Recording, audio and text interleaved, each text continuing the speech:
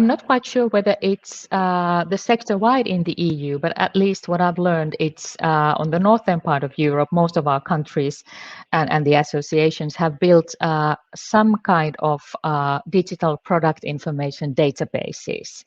And for instance, us, STK in Finland, we have had this product database, sähkönumerot.fi, for already 50 years. So there's another reason for us to party later this year when we can hopefully get together.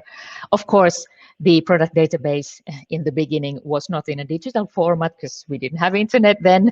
It was more like a product catalog with a lot of information, but it has been in the digital format for almost 20 years now. And that allows, because when you have reliable data on product qualities and on environmental parameters, that's the basis of sustainable decisions and product selection at various stages of the product life cycle.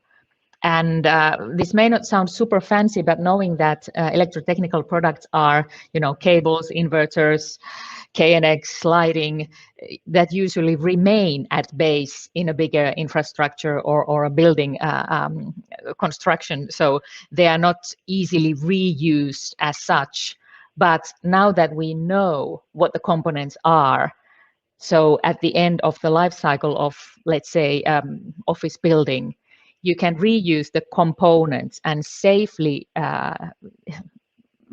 rip it apart and maybe take at least the materials there to be reused.